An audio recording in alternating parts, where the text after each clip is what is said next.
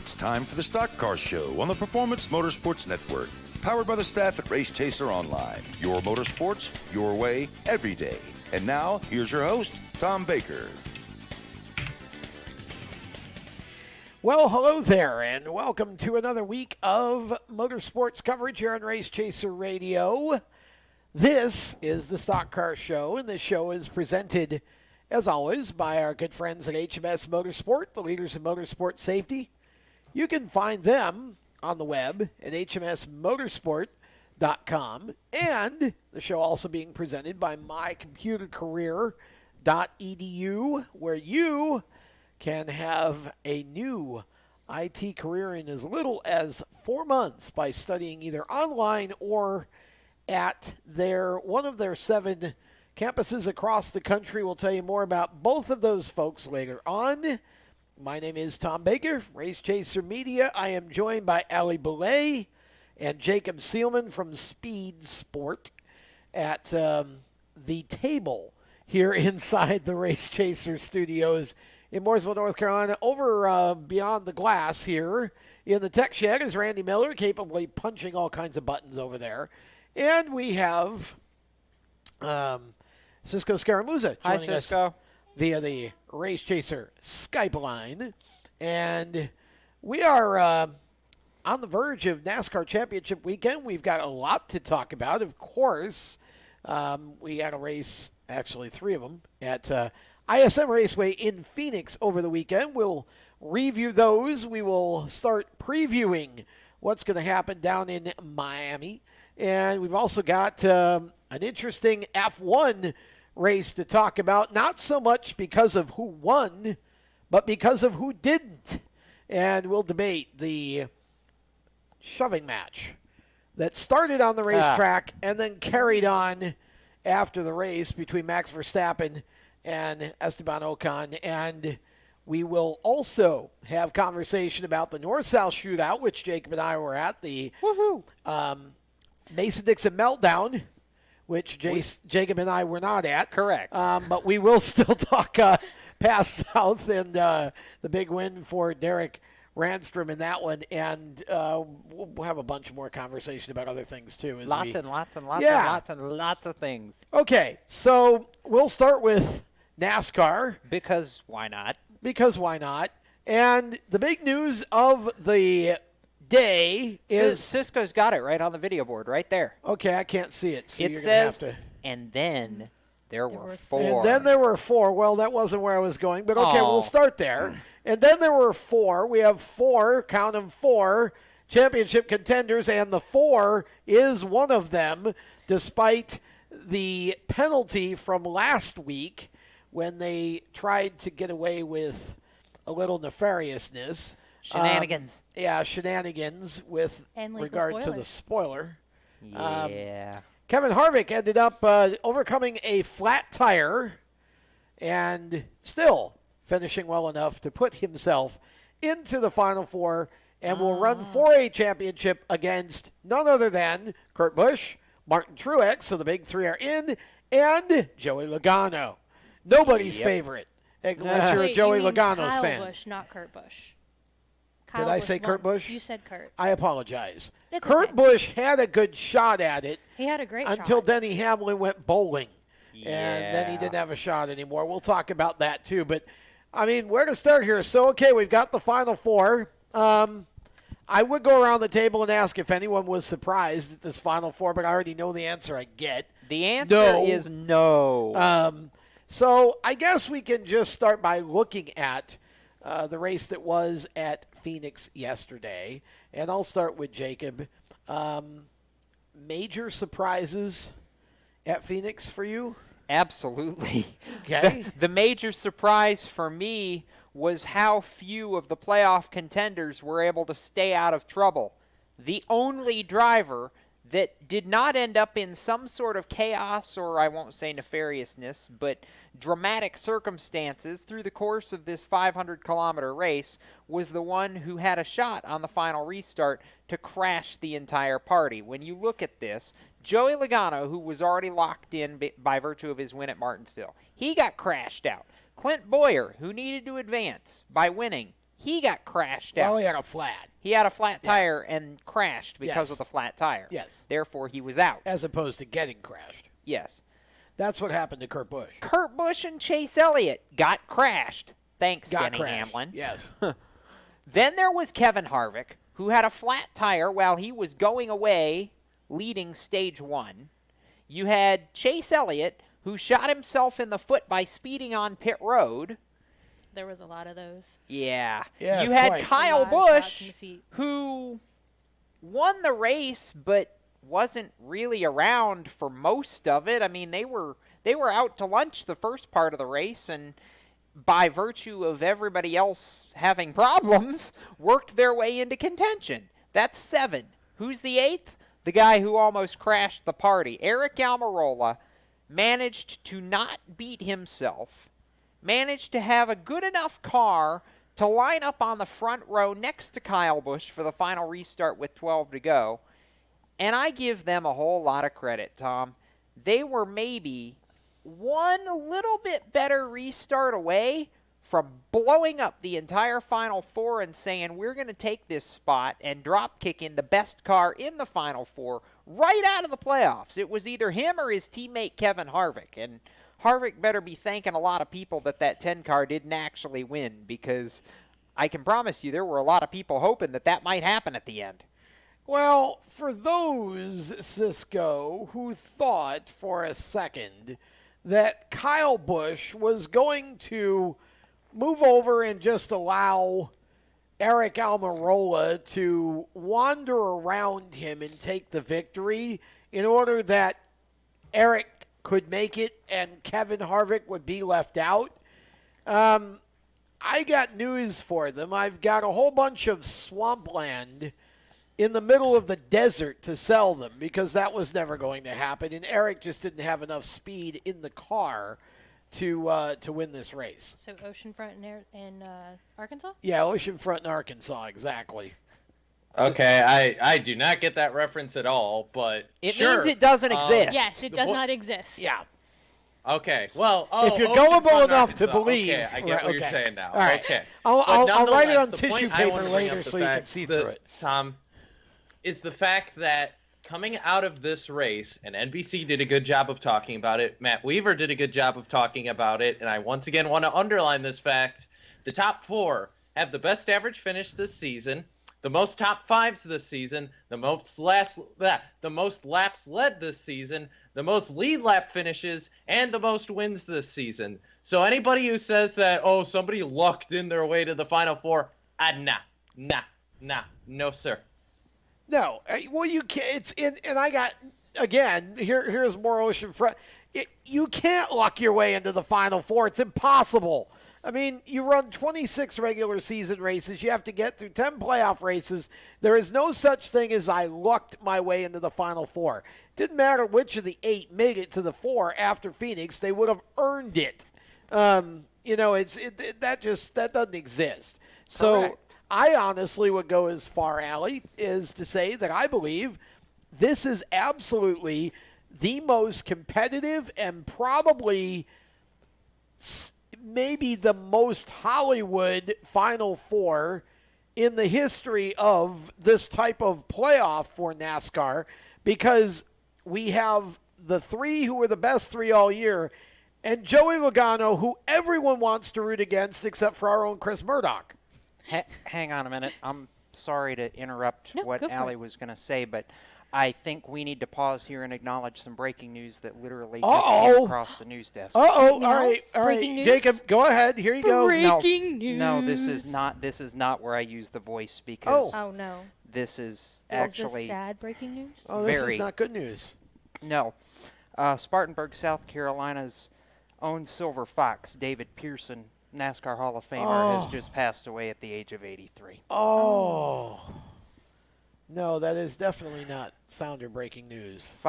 574 starts in the Cup Series, 105 wins, 113 poles, and 3 championships. And I actually got a chance a couple years ago at Darlington to talk to David for a couple of minutes, and good grief, I don't know of a much nicer guy from that era of NASCAR than David. The history, the stories he could tell. I literally, it was a moment where I pull up Twitter to go looking for a note, and that happens, and your heart just stops. I mean, there are two drivers that epitomize NASCAR in their era, Richard Petty and David Pearson.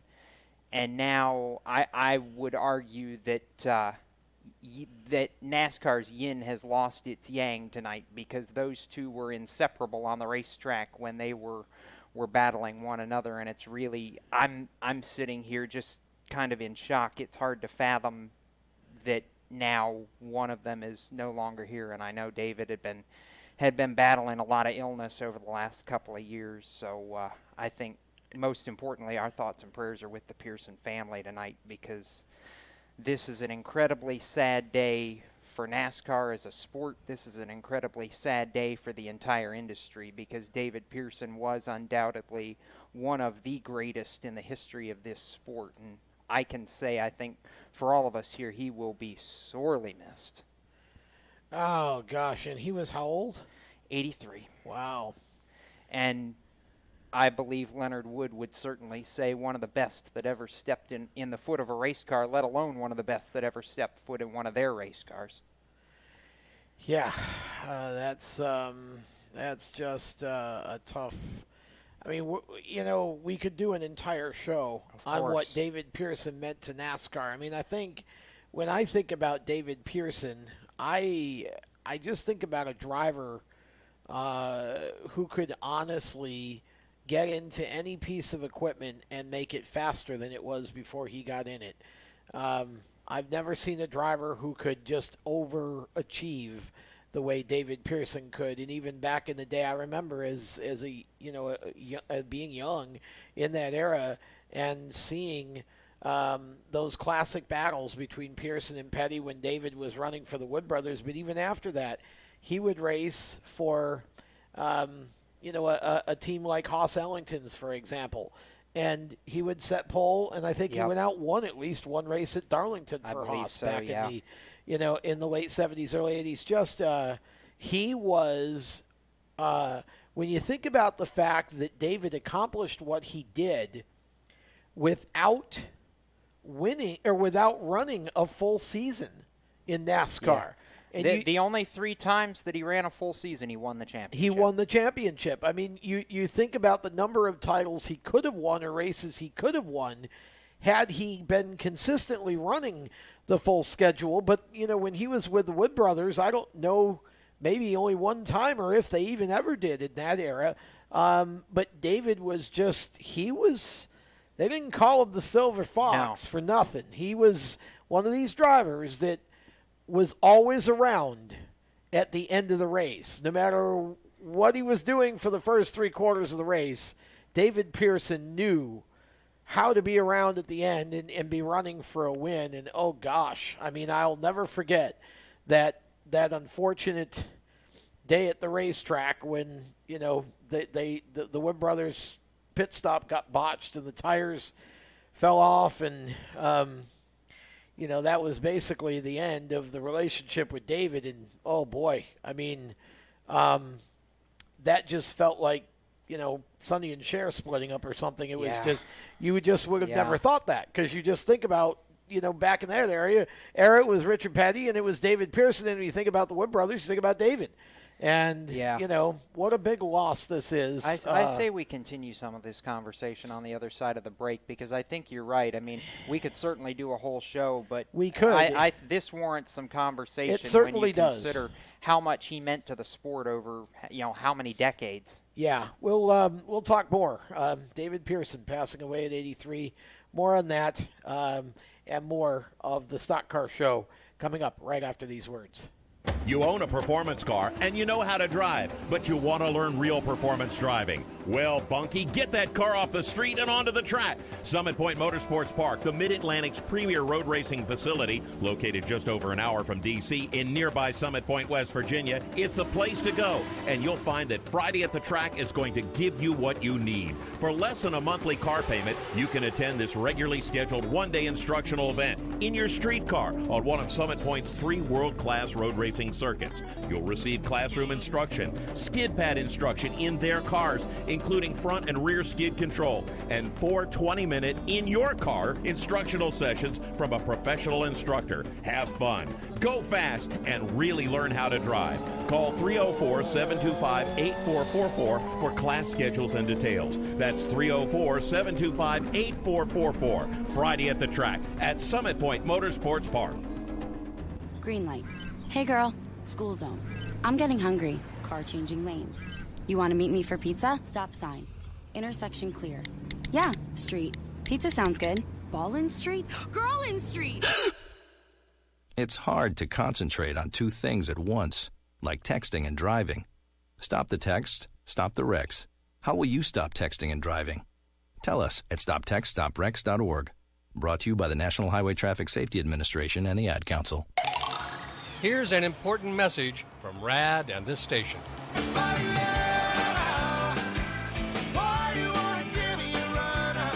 Hi, this is Bob Sheehan from Blues Traveler for RAD, recording artists against drunk driving.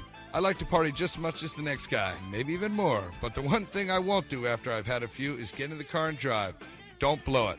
Always choose a designated driver. Remember, music lives, and so should you.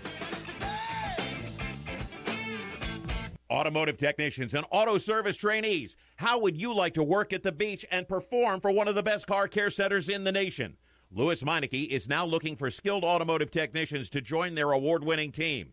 If you're a gearhead that knows his or her stuff, or a young up-and-comer that has the motivation and drive to succeed, then you need to make this call today. 302-827-2054. Louis Meineke Car Care Center, located in beautiful Lewis, Delaware, offers a highly competitive compensation plan, great benefits, a flexible schedule, and did we mention that you're going to be working at the beach? Plus, there's a signing bonus for the right candidates. Technicians must be ASE certified and have a minimum of 6 years experience. Beginners advance at your own pace in one of several entry-level positions. But whatever you do, don't wait. These jobs will go fast. Call Tim at 302-827-2054. That's 302-827-2054. Louis Meineke Car Care Center. Rev up your career. Hi, I'm Tyler Reddick, and you're listening to Race Talk on the Performance Motorsports Network.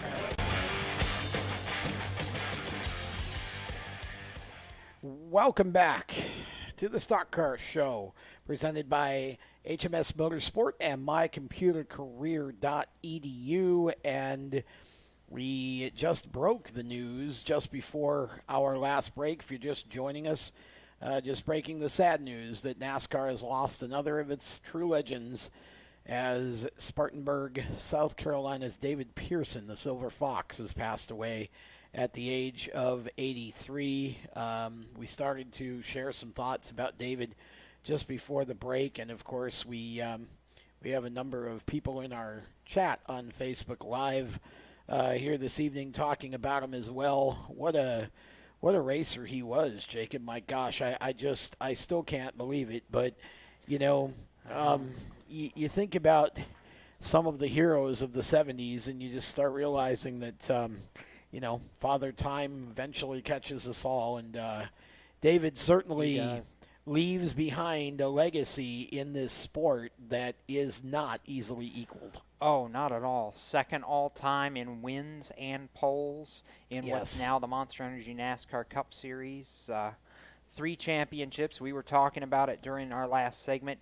You know, one of the few drivers to achieve such amazing success without ever running a full season in NASCAR's Premier Series. Yep. Even the 3 years that he won the championship, missed a couple of races each year, but outscored his competition by enough that it never really mattered. Drove for some of the legends of the sport. I mean, he started driving one of his own cars back in 1960, but when you look at the names he drove for, Ray Fox, Cotton Owens for years, of course, the Holman and Moody, the Wood brothers, And then, there was a stint in there for Bud Moore. He drove a start for Junie Donlevy in 1972. Went to the Haas Ellington car, the Hawaiian Tropic car, as you mentioned, Tom, after he left the Wood Brothers. Did a couple of races in relief of Dale Earnhardt in Rod Osterland's car. Actually won the Southern 500 at Darlington, driving for Rod Osterland, and ended his career just the way he started it, driving for himself. Yep. It was Haas. Actually, that last season in 1985 it started as Haas Ellington's 21, and then David took over the ownership himself at Talladega and ran it a handful of more times that year before he finished up in 86 at Michigan International Speedway. And good grief, like we were talking about, Pearson. You stop and think what he did in the starts that he ran, and he was arguably NASCAR's first king of the speedway tracks. I mean, that's really the first thing that comes to mind when I think about David Pearson's legacy in this sport is he was the first driver to really make a killing on the big tracks, the Michigans, the Charlottes, the Atlantas, the Daytonas, the Talladegas of the world. Very few of his wins by comparison, came on the short tracks. He had his wins on the short tracks, but the speedways were where David made so much speed and so much of his success, and a lot of that was because of the Wood Brothers and Ford's prowess on those tracks at the time. Well, yeah, that's very true. And to add to it, he's also the all-time winningest driver at Darlington with 10 wins. Absolutely. Yeah, that was his home track. That was his home track, and I think that's where he won with Haas too, if I'm not mistaken. I think he won a race there with. I mentioned the '79 Southern 500. Yeah. And again, David just when Mitch Brown in our chat was giving us a stat here that Pearson. David beat Richard Petty 152 times. Petty beat him 127. Mm-hmm. Now stop and consider if Pearson had run full seasons some of those years, how many wins he might have taken away from Richard. Yeah, I mean, and not only that, but where would the Wood Brothers record be right now if that would have been possible? Oh my gosh, they wouldn't even be close to 100 wins. And the thing is it's not even blasphemous to talk about the possibility or the opinion that Pearson may have, been a better racer than Richard, because I think I've heard Richard himself. Richard has said that David Pearson was the best racer he ever raced against. I mean, again, David was he was a legend among legends, because you had drivers back then. You had the Allison brothers, you had Cal Yarborough, you had Benny Parsons, you had Buddy Baker. You had all those drivers. And then, of course, there was Petty and Pearson. Yep. And that was the rivalry throughout much of the early mid-'70s with Petty and Pearson. And, who can forget that Daytona 500 finish? 1976. When they went crashing into the wall and ended up in the infield in a mess. And David was able to get his car refired and cross the line before Richard could and took the win. And, I mean, the battles and the racing that brings back, it's an area that you'll never see again in any part of the sport. I don't care if it's supers or modifieds or NASCAR or IndyCar. The 70s was a golden age for motorsports, and David Pearson certainly earned his place among NASCAR's Mount Rushmore. Yes. If somebody wanted to put four faces up there, and you wanted to say, okay, well, let's put the three period drivers up there first, and we'll put Petty, and we'll put Dale Earnhardt, and we'll put Jimmy Johnson up there because, they were of the periods, okay, of the eras. I'm just making a potential scenario. I'm not saying, but that's what most people would suggest, is you take the best driver of each era, and then the fourth one would absolutely have to be. I think if you can only have one more, it has to be David Pearson. As far as I'm concerned, my Mount Rushmore for the Cup Series is very simple. Richard Petty, David Pearson, Jimmy Johnson, and Dale Earnhardt. Yes. Pearson never had the 7 championships, no, but he had the statistics. And like I said earlier, if he had run more races in some of those seasons, he would have easily been able to come close, if not get to 7 championships. And one or two of those could have easily been taken away from Richard. Oh, at least. I mean, it's just, like I said, we could easily spend an entire show just really talking about the legacy that David left. Just his style alone, and he's the only driver that I know of that actually caused Humpy Wheeler to attempt to modify the racetrack. Yes, Charlotte Motor the Speedway. Charlotte. With the Humpy bump. Story. Humpy actually came in here last year and told that story. And, again, I will paraphrase it here as best I can. There was a bump in a certain turn one that Humpy swore David, that was his advantage to winning poles, as he knew how to deal with that bump. He had some sort of a little trick. So Humpy went and actually had that bump re-leveled, so to speak, and sitting in his office the next time Cup came there, we're qualifying, and here's David won the pole again because he had won it like 10 times, which is why Humpy tried to change the track, thinking that he could stop David from winning another pole. David wins the pole, then Humpy gets a phone call, and he picks up the phone, and the voice in the other ear says, You changed the wrong bump. It was the wrong side of the track. And it was David. And that was, the guy was just, he was bigger than life in so many ways. Yep. And, you look at him and the Wood brothers in general as we get set to go to break, Jacob, and they were among the first, them and the Petties, to have uniforms. They were. For the pit crew. Absolutely. And those Purolator, the white pants and the dark blue shirts were just some of the classiest ever. I mean, yes, absolutely right. And that was just a legendary team. It was, and just to add to that, a tweet just coming out from the Wood brothers, quote, an unbelievably sad day today after hearing of the passing of, in parentheses, one of, the absolute greatest, all caps, NASCAR drivers. We would not be here today without him, and we're thinking of the entire Pearson family tonight. Yes, and our thoughts exactly.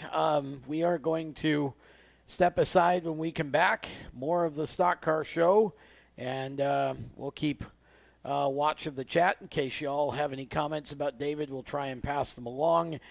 You're listening to the Stock Car Show presented by HMS Motorsport, the leaders in motorsports safety. You can find them on the web at hmsmotorsport.com. Brought to you as well by My Computer Career. We will be right back.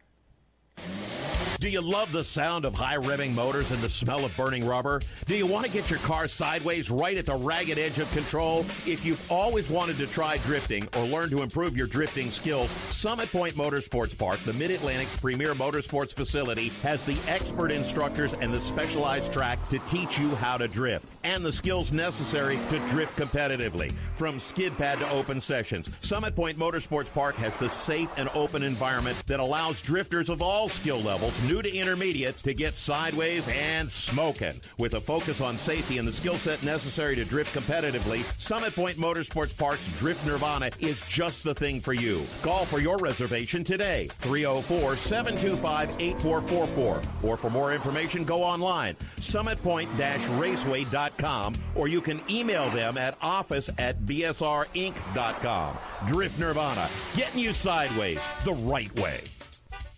HMS Motorsport is the leader in motorsport safety. HMS serves the majority of Monster Energy NASCAR Cup, Xfinity, Camping World Truck, IndyCar, and IMSA WeatherTech teams, as well as countless SCCA and club-level racers and driving enthusiasts throughout North America. Featuring world-renowned brands like Schuberth helmets, Schroep belts, Adidas suits and shoes, Lifeline fire systems, and even Racecom radio kits, HMS has the right product for your type of racing and your budget. Their representatives are experts on only one thing, making your track driving as safe as possible. With locations in Mooresville, North Carolina, and Danvers, Massachusetts, the HMS staff is always ready to take the time to help you find the right product for your safety needs. Don't settle for second when it comes to motorsport safety. Stop in to HMS Motorsport. Visit them on their website at hmsmotorsport.com or send them a message on Facebook and tell them the folks from PMN Radio sent you. What an awesome game. What's up with your car? I don't know. It won't start. How are we getting home? Chill. My parents signed me up for the roadside assistance from Lewis Meineke. It was free with my oil change. They'd come and get the car started or get us home and tow the car to the shop. Good to know. With my driving, my parents never know what to expect. When you join the Meineke Car Care Club with a $35 preferred service, you get 4 free months of roadside assistance, including tire change, battery jump, lockout service, towing, and more. Contact Lewis Meineke, located on Route 1, or call 827-2054. When do you think of a plumber? Like most people, even if it's an emergency, you can be confident about who will arrive to help you. For quality and reliability, count on someone you can trust. Call on the plumbing services of Hague Quality Water of Maryland. Plumbing doesn't have to be an emergency. We handle all kinds of preventative maintenance too. Hague Quality Water of Maryland is family owned here in Annapolis since 1993. For a refreshing choice, call us at 888-84-WATER or visit us online. COPD, chronic obstructive pulmonary disease, is a lung disease that robs people of their ability to breathe. As many as 24 million Americans suffer from COPD, also known as chronic bronchitis or emphysema, and half of them don't know they have the disease. If you or someone you love is over 35 and has smoked more than 100 cigarettes in their lifetime, visit driveforcopd.org and take the screener, then take that to your doctor. I'm Jeff Stoltz, and I drive for COPD. Hi, I'm John Holloman, and you're listening to Race Talk on the Performance Motorsports Network. Now back to the show. Welcome back. The Stock Car Show continues here this evening, presented by HMS Motorsport and mycomputercareer.edu. We'll tell you about My Computer Career here in a little while. We continue to talk about the breaking news that we had just after we started the show this evening. David Pearson, the NASCAR legend, has passed away at the age of 83. We've been just kind of discussing our remembrances of him and just thinking back, and several folks in our chat have made comments about it as well. And I know, Jacob, you've been scouring social media for even further comments from those in the industry. So I have been. I've got kind of a series of comments here. The first, undoubtedly, and I think appropriately, coming from one of the men who was there when David won his now famous Daytona 500 in that last lap slam-banging finish with Richard Petty in '76. This from Mike Joy. David made winning look effortless and was as good a storyteller and partier as he was a driver.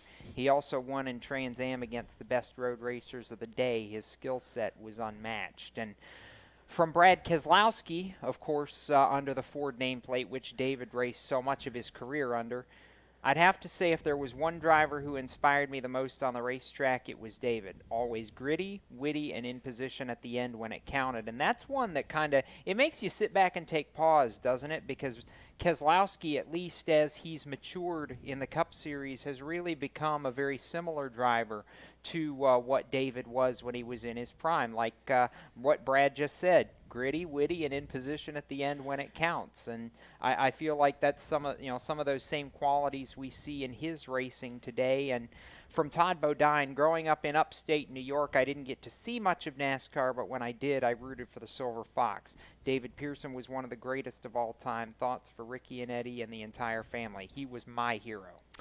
Yeah, and I remember the first NASCAR race I ever went to was 1977 at Pocono. My sister and my brother-in-law took me. I was 9, and so I was still a very young race fan and had, what little NASCAR racing there was on Wide World of Sports or whatever, I would always watch, and I would read Grand National Scene and, all of the trade papers and such. So I was well aware of NASCAR and who everybody was.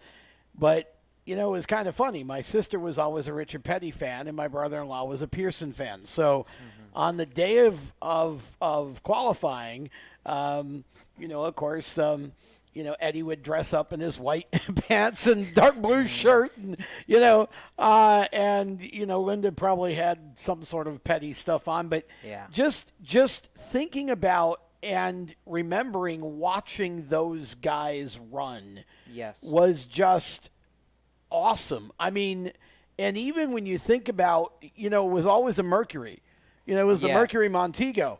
So, of course, my sister and brother-in-law's first car, Mercury Montego. What else? Again, NASCAR fans, most loyal fans in the sport, right? Amen. Of any sport. And so, absolutely. that's David left an impression, and it's interesting that you mentioned those words from Brad, because I do agree. Brad has become, whether somebody likes him or not, and I hate when people make fun of the teeth and all of that. It's just ridiculous and childish. But whether you like Brad or not, Brad has become one of the more, I think, well-spoken drivers in the series. His blogs are great. Yes. And I think his perspective is good when it comes to history. There are a few of those guys, Brad and Dale Jr., of course, that are really into the history of the sport, and I think Brad reveres that.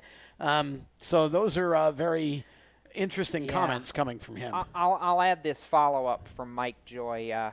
Pearson had a quick wit. At one event, I introduced him saying the Silver Fox would often not work his way to the lead until close to the finish. David grabbed the mic out of my hand at that point and blurted, "Hey, I led a bunch too," and the whole place erupted laughing with him. But I think the most telling comment was one from Pearson himself. This actually during his Hall of Fame induction speech when he was inducted into the NASCAR Hall of Fame. During that speech, Richard Petty was in the audience, and Pearson looked right at Richard. He says, "I want to thank Richard Petty too. He's probably the one that made me win as many races as I did. I run hard because he'd make me run hard. Sometimes he'd make a mistake and I'd pass him. Of course, I didn't ever make mistakes. I had more fun running with him than anybody I ever ran with, because I knew if I ever went to a racetrack and he was there, if I could beat him, I'd win that race." Yeah, and that's the truth. That was the deal. I mean, that was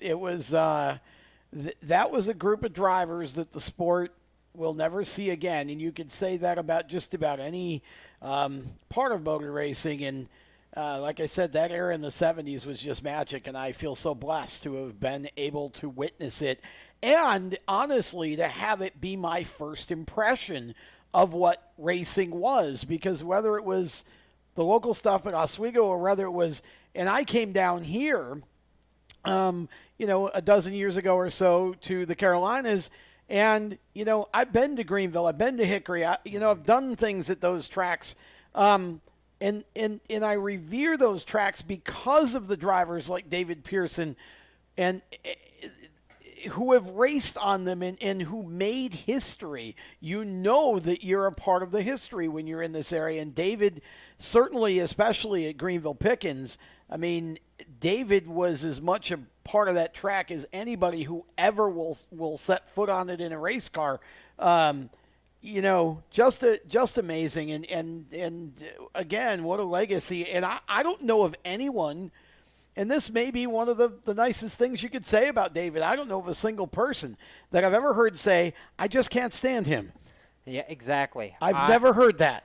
Neither have I. I've never heard anybody say, not have something nice to say about Pearson, because that's just the kind of person he was. That's that good old Southern charm that, so many of not just his era, but even his location, that area down by Spartanburg, the Darlington area. I've seen it when I've gone down there the last couple of years for the Southern 500, and it's never changed. Nope. It's that typical Southern welcoming, we've got you kind of charm, and that's always who David was from the start of his career all the way through the end of it. Yeah, it's very true. David Pearson, the Silver Fox, passing away at the age of 83, and we will all remember David. His legacy will live on, and we continue with tonight's show as we come back to our coverage, or our review, I guess, of the racing from this weekend at Phoenix. 3 races, obviously, one in each of the big 3 series. Talking about the Cup race, I had started to I don't even remember what I had asked Allie before we got the breaking news about David, but I really feel like when you look at this race that happened yesterday, Jacob, you said it at the top, almost every one of the championship contenders had issues. We talked about some of them were of their own doing, some of them not. this was a race that had all the drama you could ask for, honestly. Mm-hmm. You never really knew. You didn't know until the last lap whether or not, Kevin Harvick was going to make it in or whatever was going, right. because it just kept changing. It was extremely suspenseful. I mean, I didn't get the chance to watch the race, but I listened to it on 106.5 The End, and they just kept telling you 2 points out, 2 points in, 2 points out. And it was constantly between Kurt and Kevin, and I got to go with my boy Kurt, but I'm glad Kevin made it. Okay, so anybody that wants to get a look inside my head from where I was during that 500 kilometers on Sunday, you can ask Tom. He'll tell you the truth.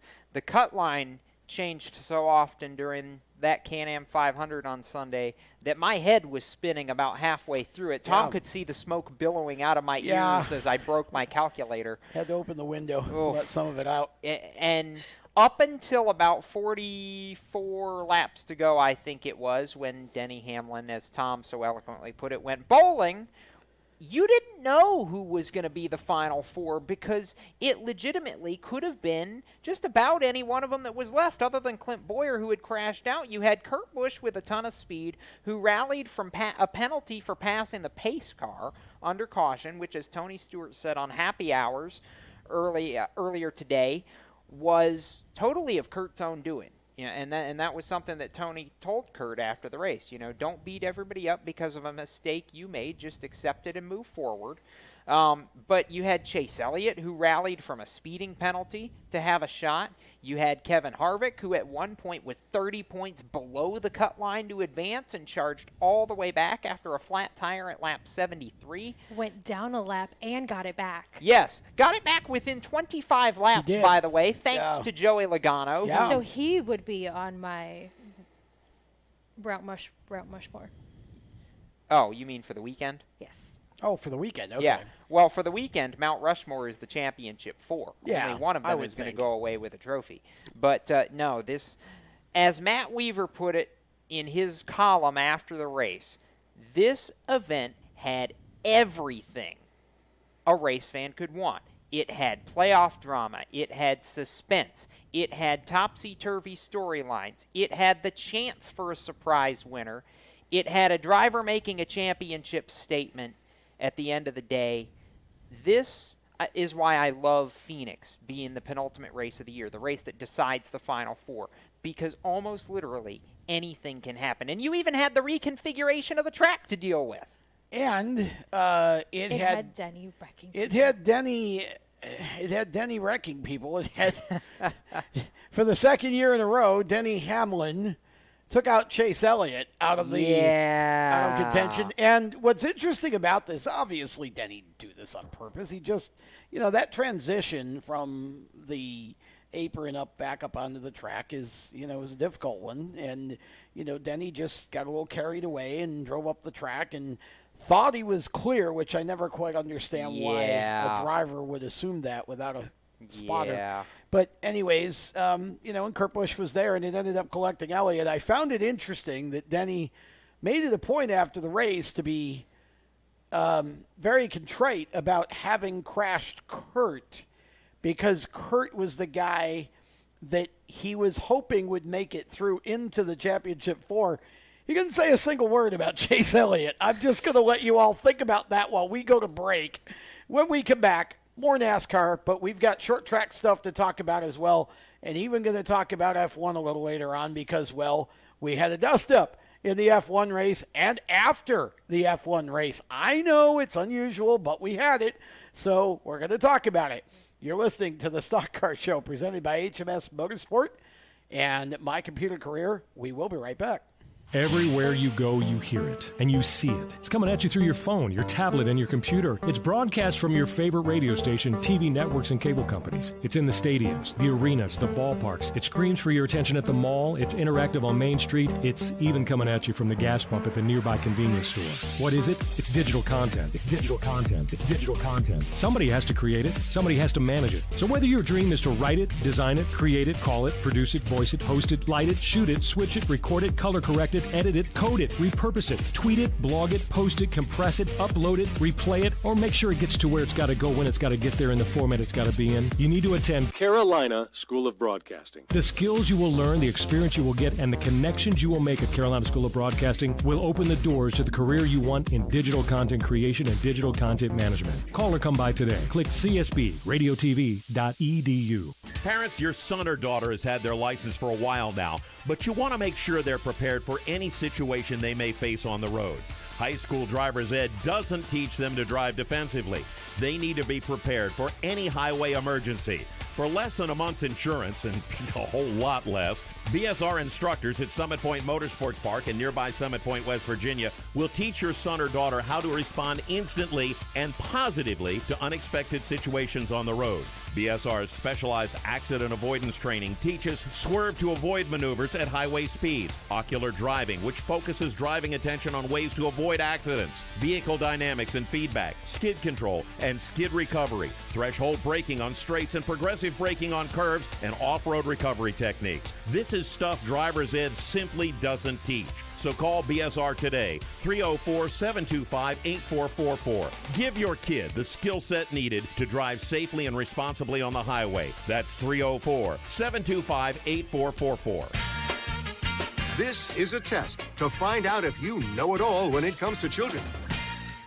Name one of the leading killers of U.S. children age 1 to 13. What's the best way to protect children in a car crash? At what age and size should a child start using a booster seat? Don't assume you know it all when it comes to car seats for your child. Go to safercar.gov/the-right-seat and know for sure. Brought to you by the National Highway Traffic Safety Administration and the Ad Council. Hi, I'm Tyler Dipple, and you're listening to the Performance Motorsports Network. Now back to the show. This is known as dippling for those of you who are uninitiated here. There's another one we need to get back in this building. Yeah, we need to soon. get Dipple back on. He's been running well for GMS in his truck series. He didn't do half bad. Speaking of truck series, did you see that Sheldon Creed is now going to be driving full-time for GMS Racing?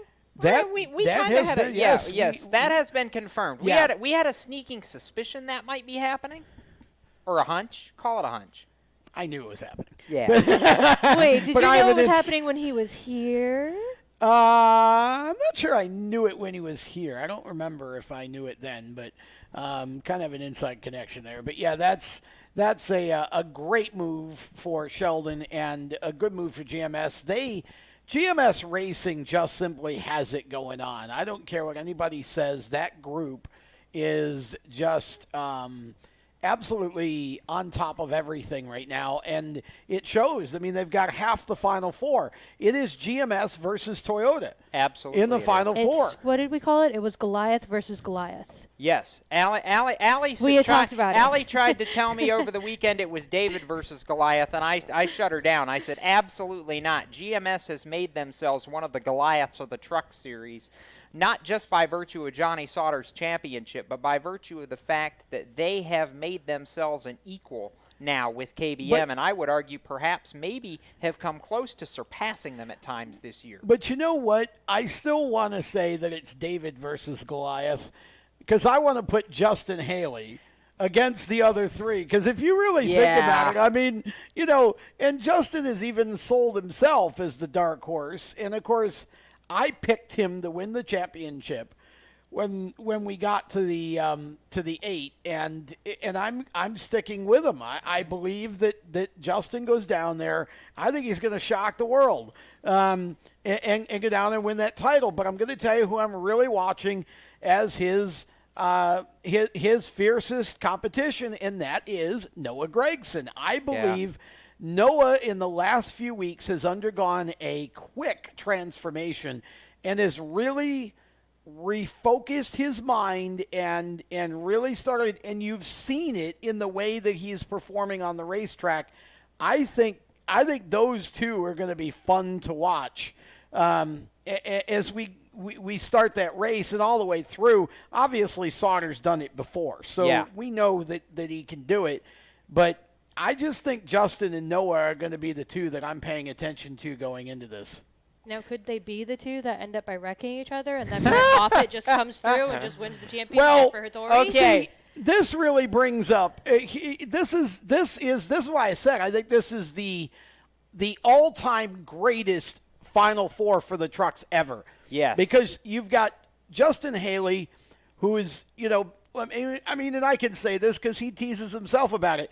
He's 5'0". He's this jockey-sized kid with a huge heart, who's gone out and just literally shown that he belongs there. He's won his way. He's earned his way. You've got Noah Gragson, who everybody thought at the start of the year would be, way farther forward in this than he is, but he kind of squeaked in. Yeah. But now I think he's at the point mentally where he's ready to go grab this.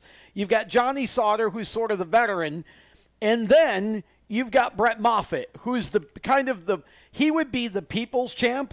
Yes. He's kind of like The Rock he's the in Rock. a way. He's the people's I mean, Yeah. because, look, this is a team that barely, in terms of sponsorship, barely limped its way in, and it did it mostly by the driver being opportunistic when he had to and stepping up in major situations.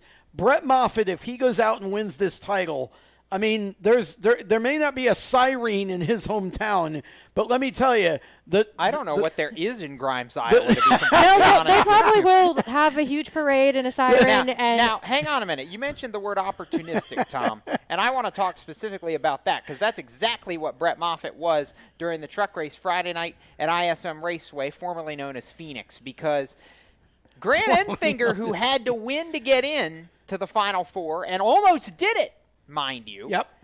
And Noah Gragson got so tied up on the final restart with 3 to go racing each other, they forgot there were guys behind them.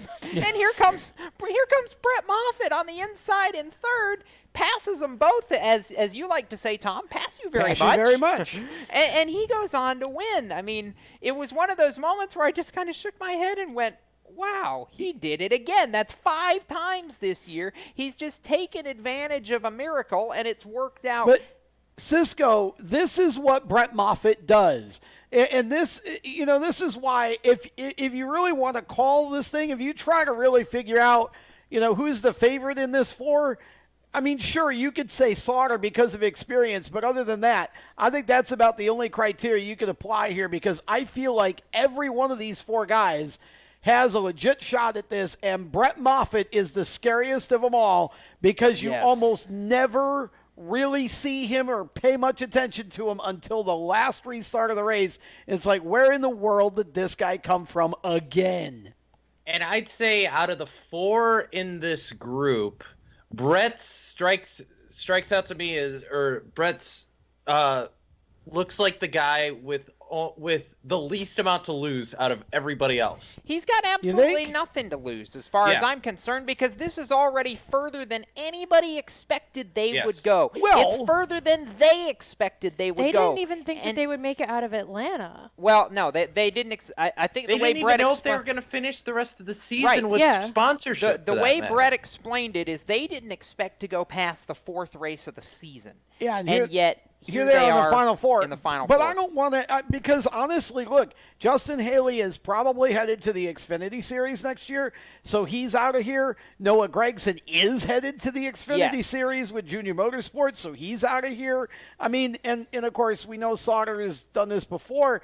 I don't think any of these guys have anything to lose. None of them are likely coming back other than maybe Moffitt.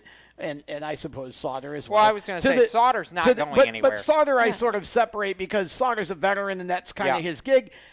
Of the other 3, none of these kids have anything to lose because, again, other than maybe Moffitt, they're not coming back to their teams. And Moffitt's team, it's just been such a Cinderella story that, again, I think this is really going to be a lot of chatter in our chat, no pun intended, about the fact that Sauter's just going to walk off and dominate this race. I don't think so. No, I don't think so Not at this all. time. Now, I want to add one thing when it comes to Brett Moffitt.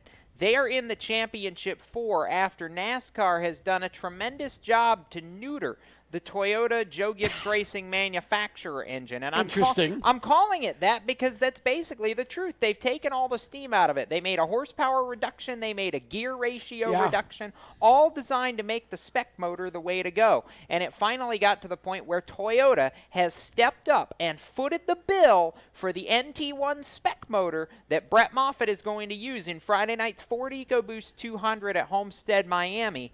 And let me tell you what, that team is motivated. They want to go out and prove to everybody, not just NASCAR, to everybody, that they deserve where they're at and they deserve to win a championship. And I think Brett Moffitt is the scariest player out of these 4 championship contenders because you've already poked the bear, and he doesn't know what he's doing next year. He's got nothing to lose and everything to gain. Yeah, it's going to be interesting. Again, it's hard to score this. I don't see this as being a solid walk-off. No. Not the way everybody's running right now. Everybody said that last year, too. And Johnny, was second best to Christopher Bell all night. Yeah, well, and that's the thing. I mean, I think this is an entirely different season. It's a different group of drivers in the Final Four, and these young kids are hungry, and I don't care if they don't know what they're doing next year or not. They're motivated to go in a championship. Justin Haley never thought he would wind up running. He's still calling himself the dark horse. Well, I texted him today. Exactly. Again, all this kid does is perform. And as I said, I have great faith in Gregson in the kind of race he'll run. Yes. I don't think he's going to be mentally rattled and make the big mistake. He's in a different place now. I don't know who got to him or whatever the case, but when I talked to him at Martinsville and you and I talked to him together, different Noah Gregson, and he's shown it on the track the last couple of weeks. I think this is going to be a fantastic race. And, of course, we forget there's a whole field of other trucks in this. Oh, They're not going to lay over for these. NASCAR is the only sport where you have your playoff contenders, but it doesn't mean we just send everybody else who's not in the playoffs That's home. right. And, I mean, Cisco, there's guys in this like Stuart Friesen who's still trying to win one before the end of the year. I'll remind everybody that Chase Briscoe won last year going away. Yep, Ben Rhodes certainly hungry. This could be anybody's truck race on Friday, Cisco. Yeah, I agree. It could be anybody, and let me bring up, of course, this is the statistic, and Jacob, you'll have to do some searching with me because I still haven't been able to find the person who's gone on to win the championship after winning at Homestead in the Truck Series. I'm looking through the list. I'm still trying to find if anyone's done it yet. So far, nobody. Are you referring to in the elimination era or in general? Yes, all of the above. Well, my response to that is I know for sure it's not been done in the elimination era. I'm not sure yet if it's been done ever. I'll look on that during the break and have the answer when we come back.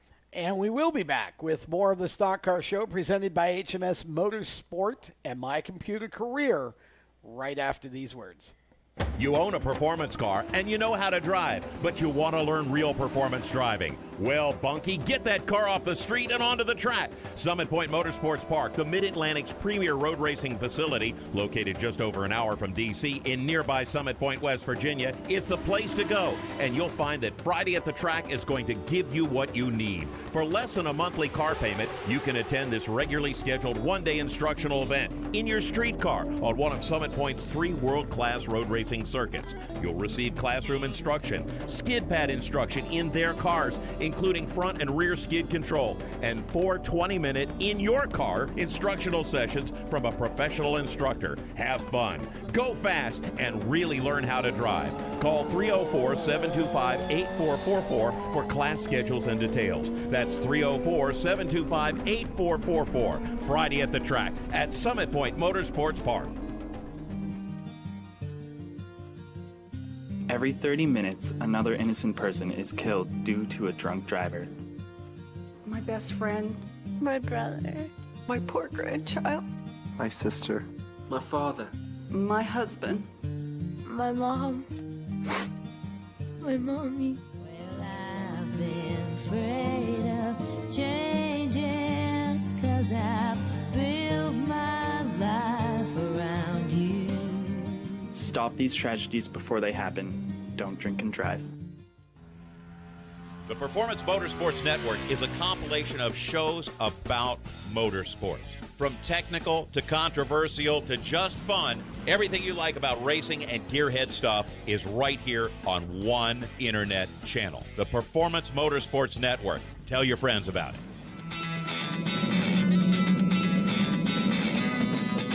Hi, I'm Reed Sorensen. Racing has been a part of me and my family for as long as I can remember. I had to make tough choices early on to get to the top. It took hard work and dedication. But it's those tough choices that help me prepare for challenges I would face as a cup driver. Make the right choices today and be ready for the challenges tomorrow. This message is brought to you by the U.S. Air Force.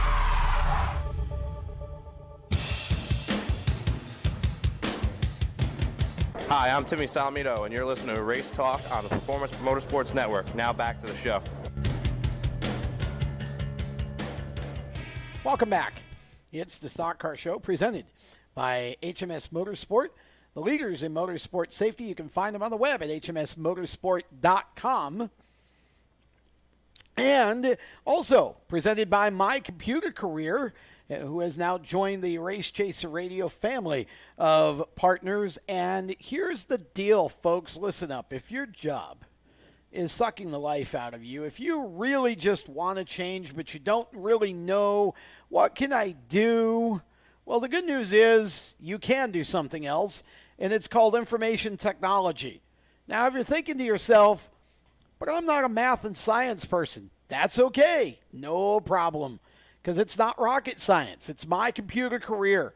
Helping people start an IT career is their thing. If you don't absolutely love what you do, here's what I ask you to do. Just go right now while you're listening to this show. Go to mycomputercareer.edu. Take the free career evaluation. It will cost you a penny. You could start your new life as an information technology professional in as little as 4 months. You can attend classes on campus or live online just 2 or 3 times a week. You'll get everything you need to start your new career. More than just a school, My Computer Career helps you get into the industry because they actually work with hundreds of employers to hire their students. My Computer Career is nationally accredited, and financial aid is available for those who qualify, including through the GI Bill. Classes start soon, so go take the career evaluation right now at mycomputercareer.edu. That is mycomputercareer.edu, mycomputercareer.edu. And as we continue with the program, we were talking trucks, have been talking trucks. And, Jacob, you really want to say something because I know that look. Yeah, hit the button, Randy. Jake is silent over here. Get him out of parentheses. You were on, sir. Well, apparently, yeah, well, we can't hear you either. Okay, well, let me continue. I'm going to start with Cisco while Jacob figures out why he's stuck in parentheses. I think I can make the point Jacob was going to make. Assuming he and I came to the same conclusion, just give me a nod if we did, Jacob. Well, Jacob is working on getting out of Jacob's under the parentheses, table so now. just keep Okay. going. We'll let you do it for him, and he can just agree with you later. Yeah, so we had to go into the vault here because the last time somebody's won the last race of the Truck Series season and gone on to win the championship was Jack Sprague in 1999, and it wasn't even at Homestead. That was back when the Truck Finale was at Fontana.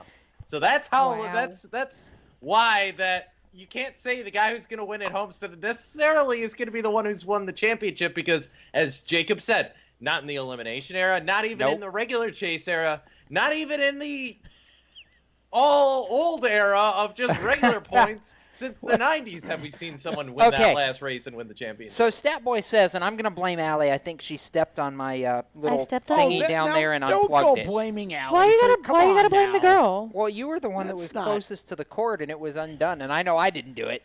She's going to whack you. Anyways, continue Anyway. what you're See saying. if I buy you dinner later. Yeah, no more Red Bull for you. Continue. It's actually a monster. A monster, sorry. Whatever. Anyway, okay. So No more Burger King. Statboy says Cisco is correct. I looked it up so everybody else didn't have to. That Yes, 1999, Jack Sprague at Fontana, the only time that the eventual Truck Series champion has won the final race of the year. And the Homestead winner, this is going all the way back to 96 when Homestead was run in the spring, in March. Like, what the heck? Like it probably should be. Well, I like Homestead where it's at, just saying. But, no, the Homestead winner has never, in any form, gone on to win the final race, or the Homestead winner has never gone on to also win the championship, is what I was trying to get at. The closest we came, Cisco, I'll add this addendum for you, was last year when William Byron, 2 years ago, 16, when William Byron won the race to win the owner's title, but the driver's championship has never been won by a driver who also won at Homestead. Geez, now everybody's got me all spun out and confused. See, the lightning round needs to be who can name all the tracks that have served as the Truck Series finale track. That's the real game show at the end of this. Well, that would actually be really, really fun. It's been Homestead since 2002, by the way. I was going to say, that's really what I think, as far as this era, I think that's what we really kind of associate it as, and I hope, honestly, I don't share the same opinion some others do. I'd like to see the finale stay there, although... I love it. I think, was it you, Jacob, that mentioned Phoenix the other day, swapping? Somebody mentioned... No, Matt Weaver. Was Weaver, and you were reading his tweet or whatever, but the idea of swapping Phoenix and Homestead would be okay, too. It would be fun to kind of see what would happen if we moved championship weekend to Phoenix for a weekend, for a season, and finished it on the shorter track. But... I don't know. I just feel like this Truck Series this year has played out so marvelously, so many storylines, and as we sort of move away from the Truck Series, or before we move away from the Truck Series and start focusing on Xfinity, I want to get some predictions here. We did this, or at least I did, when we got to the Grade 8, if you will. I picked Justin Haley to win the championship, so I'm going to stick behind Justin Haley and pick him to get down to Miami. And like I said, I think he's going to shock the world and win the championship. Ellie, you want to make a prediction on who you think is going to come out of this? My prediction is... I don't know. You've got Haley, Sauter, You've got Gregson. Haley, Sauter, Gregson. You got a 25% chance. I have a 25% chance. As much as I would love to see GMS win it, just because of how powerful they've been and how strong they've been, I think it's going to be Brett Moffitt. She likes the Cinderella story. I like the Cinderella story. He's like Thomas the Tank Engine. I think I can. He's the little engine that could. See, I could say the same about Haley, but anyway, keep going. But I agree with Moffitt. If Brett Moffitt were to win the championship, my reaction would be the same as when Mike Joy called Trevor Bayne home to the win in the Daytona 500 in 2011. The glass slipper would fit at that point. However, I just don't believe that we're in line for that much of a Cinderella story. My heart says Justin Haley, but my head, especially after he got narrowly beaten for a back-to-back championship run last year at Homestead, Miami, my head says Johnny Sauter's going to come into this with a vengeance and absolutely steamroll him on Friday night. I just don't see it. Cisco? Oh, I think the real bet is, are we going to see last lap shenanigans or not? I think that's where the real money is going to be. Well, it depends if the situation is conducive to that. I mean, if two trucks are close enough, I don't care which two out of the four. Yeah, somebody's moving somebody. Let's remind, this is also a track where we see drafting regularly. Yes. Fair enough. As for my pick, I like Allie's pick. I like Brett Moffitt. I like the determination there, and I like the attitude that this team has had. I feel like the drive is there. Obviously, we've seen the Toyota development drive is also there behind everything, as you mentioned, Jacob, with the engine package. Everything is geared towards this championship, just like all the rest of the teams, but I just feel like this Hattori Racing Enterprises team, they want this more than I think any other team has ever wanted anything in a long, long time. Okay, We go from our video producer to our audio producer. Randy Miller's been silent over there in the tech shed. But Randy has an Randy opinion. has an opinion, and we love it when Randy shares his opinion. So, Randy.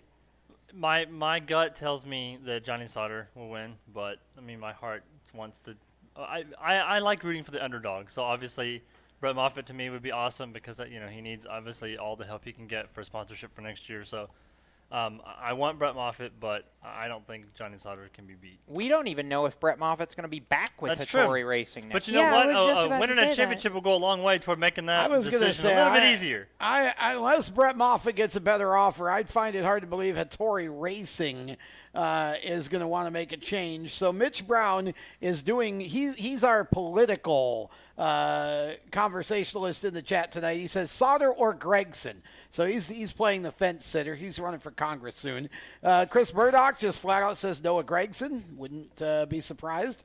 Brett Guzik, Johnny Sauter. I'm not sure what accent that is, but it was funny. Yeah, much like the Cup Series, I like the Truck Series Championship 4 because it's so well balanced. If any 4 of them were to win the championship, I could look at this at the end of the night, Friday night, and say, I wouldn't be surprised if. And that's what I love about this, and I think even... you know what? There is one guy in the Xfinity Series that I think I would be a little bit surprised if he managed to win the championship. But I'll save that till we actually get into the Xfinity Series. We're going to do that now. I'm just going to end the Truck Series discussion with the caveat that none of you jumped on the Justin Haley bandwagon with me, and I will remind all of you that I called Trevor Bayne's win in the Daytona 500 in 2011. Don't be surprised when we come back here on Monday and I'm looking at you all going, I told you so. You're going to beat the Trevor Bayne thing to death. Of course. If you got it, use it. Now we go to Xfinity. And again, we've got an interesting Final Four in the Xfinity Series too. We do. And here's what I think is most interesting about this. At the beginning of the season, I sat in this room and predicted that Chris Bell would win 7 races and the championship. Jacob, how many races has Chris Bell won this year? All right, I'll eat my crow because you ate your crow after the Roval. Yes, I was wrong. He won his 7th race of the season at ISM Raceway on Saturday. However, I'm going to add this. His win on Saturday at ISM Raceway was easily his most impressive of all 7 of those wins. He was backed into a corner. He had to win. He didn't have a choice. They started him at the rear. That's where they still couldn't stop him. That's why I was bringing all this up to say that what's interesting about this and ironic is that he won for the 7th time. And he almost had to, despite 6 wins. He could have easily missed the championship 4. And Justin Allgaier, the regular season champion, missed the Final 4. That's the only part about this Final 4 that truly shocks me is that we're not talking about Justin Allgaier as being a part of it, and it's a shame, honestly. But it's proof that this system can bite you, and you have to be on your game. And the hard part for me is none of this was really in Justin's control. I mean, the first lap crash at Kansas that took him, both him and Bell out that day, and then he had contact with John Hunter Nemechek that was not of Justin's making, that ended up frying his brakes and put him down a lap, and you just can't overcome that. One mulligan you can probably overcome when you have the amount of bonus points that Allgaier did. 2 mulligans, I don't care how many points you have, you're just not going to overcome that in a 3-race round. No, and we'll continue with the Xfinity Series discussion. We've got Pass to talk about from Hickory. We've got Modifieds to talk about from Concord. Also coming up, stick around. We're far from done yet. You're listening to the Stock Car Show presented by My Computer Career and HMS Motorsport. We will be right back. How to be a great dad in 15 seconds. Bike ride, go fish, walk in the park, phone call, milkshake, play catch, picnic, fly a kite, tell jokes, laugh, talk, read a story, tell a story, bumper cars, swing set, bowling, pillow fight, cut loose, stay tight. Whew. Because the smallest moments can have the biggest impact on a child's life. Take time to be a dad today. Call 877-4DAD-411 or visit fatherhood.gov. Brought to you by the U.S. Department of Health and Human Services and the Ad Council.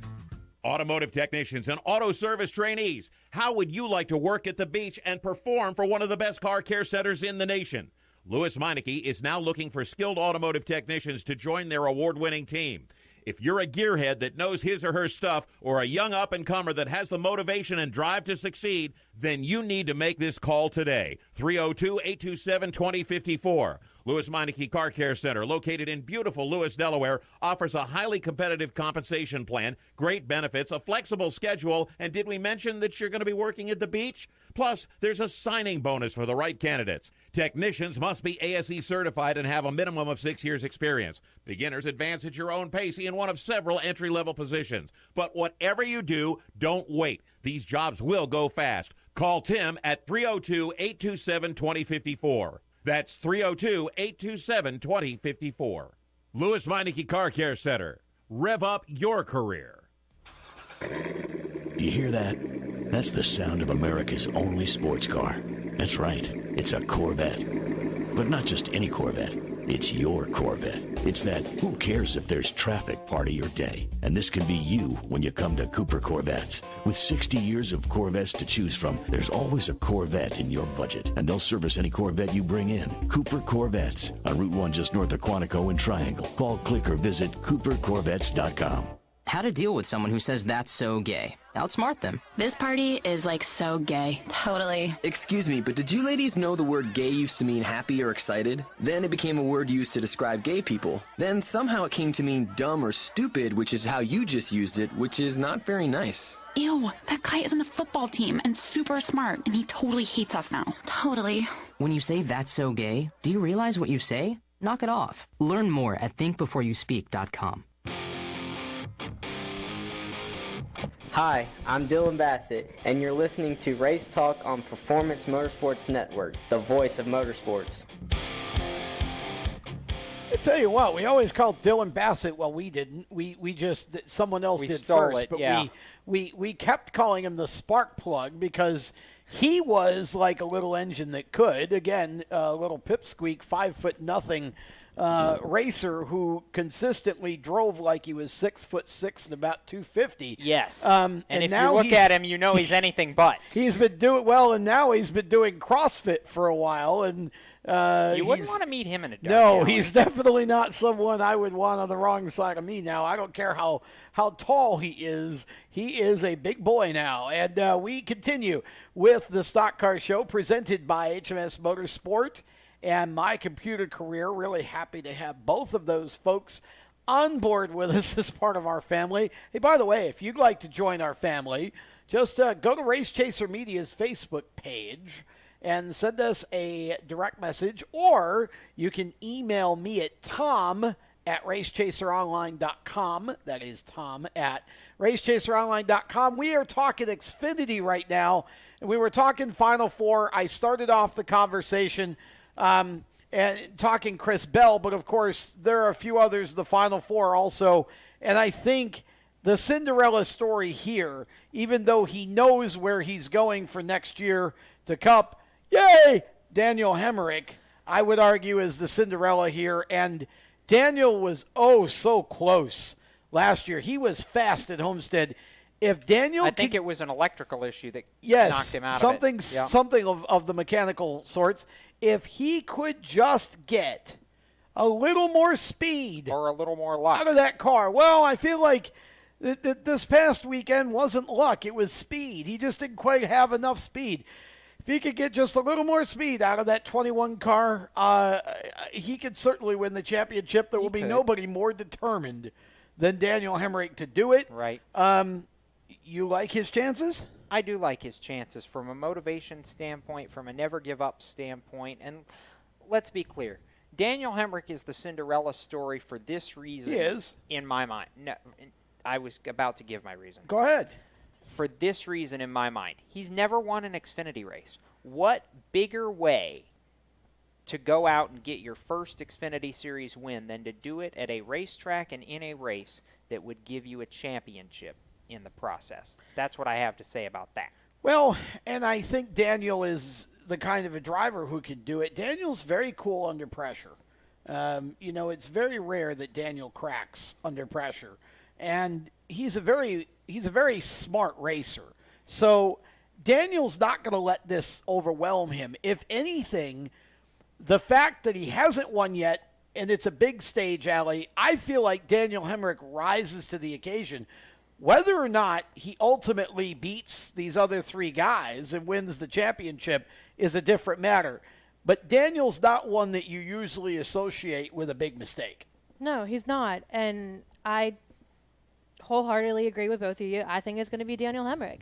He's got a lot to prove. He's going into a cup car next year with RCR. Yeah, he's in RCR equipment right now, but this would be huge for RCR to have an Xfinity Series championship. I think the last time that they had a championship was back when it was the Dillon brothers. Yes. Would have been Austin. Yep, Austin would have been won the Austin. Xfinity championship. And then he went on to go Cup, and then he went and won the Daytona 500. Yep. So this is going to be, I think it's Daniel Hemrick's time. It'll be interesting. Hang on a minute. Let's be clear here. We all agree? Let's be clear here. I did not say that I thought Daniel Hemrick was actually going to win the championship. I just said why I thought he was the Cinderella story. Oh. Well, I think we all agree it's a Cinderella story, and we'll consider that Allie's pick for the championship. That's my pick. I'm going to move, though, to the next driver on the list, which is Cole Custer. And, again, we ask, where did Cole Custer come from? We weren't even talking about him being in the Final Four, and Cole goes out and wins because, well, Cole has an affinity for winning late in the season. He did it in the finale at Homestead last year, oh, by the way. Yeah. He skunked the field at Homestead. That wasn't even a fair fight. He brought basically... He brought an AK-47 to a knife fight. Yeah, that's pretty much what it was. Cole Custer, I mean, I won't even ask if we think he can go to Homestead and win because we know he can't because he did. Yes. Will he do it again would be the question. All right. Here's my thoughts on Cole Custer. Can he win at Homestead? Yes, he's proven that. Will he win at Homestead? We really don't have any idea, and I'm going to requisition Cisco's help on this because Homestead is a track that due to the weather changes in that part of the country and everything that they have to go through between the winter and the summer and all that stuff, this is a track that can be very, very different from one year to the next in terms of the pavement, how you race it, how you approach this race. I don't believe that Cole Custer's dominant performance last year is a for sure indication of his ability to contend this year because I don't think you're going to see the same. You're not going to see what worked for a driver 1 year ago work at Homestead again this year. That's just not how you can approach this race from a setup standpoint, Cisco. We see it every year. Exactly. Homestead is kind of its own deal, and that's what sets it apart as kind of an odd place to end the season because we go to a lot of these mile-and-a-half racetracks to where, you know, we kind of see the same people up front. But, yeah, time in and time out, we see so many different people up front at Homestead. I mean, think about Carl Edwards in 2010, or here's another one, Greg Biffle, who won there 3 straight times back in 04, 05, 06, who really wasn't necessarily in the top 2 or 3 in the chase normally when that happened, but he had great success there. Bobby Labonte in 2003, there's another one out of nowhere. Bill Elliott in 2001, that was back before they put the banking in the racetrack.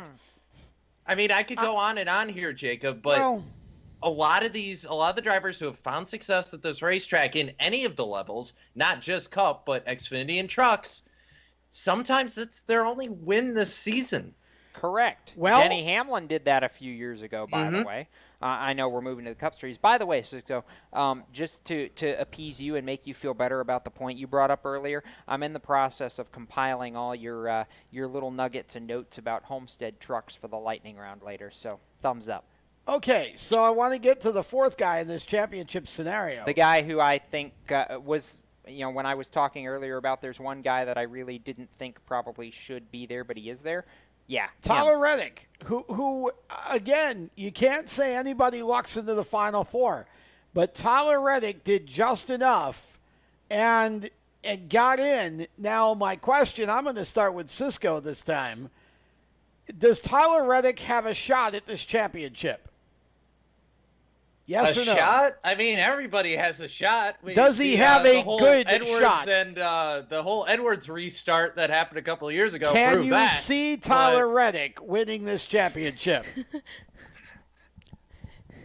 No, I do not see Tyler Reddick winning this championship. Okay. Jacob, can you see Tyler Reddick winning this championship? Much like the way he got into the Final Four, which was largely by virtue of everybody else's misfortune, the only way I see him winning the championship is exactly that, if everybody else has misfortune. If he's AKA Edwards restart syndrome. If he's the last man standing or, the last guy without a huge issue, yeah, he can win the championship, but do I think he's going to win it on sheer speed? Not a chance. I'm going to be honest. I think Tyler is sort of the Brett Moffitt of this particular series. Not at all. I'm going to explain why I think so. Tyler Reddick is leaving Junior Motorsports at the end of the year and going to RCR.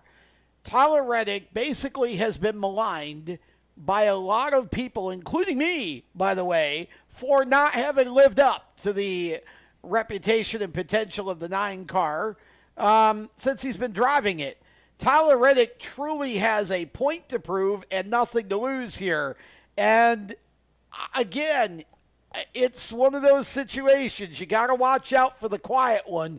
And coming in, Tyler Reddick didn't come in with any fanfare. There was nobody riding his bandwagon coming into this.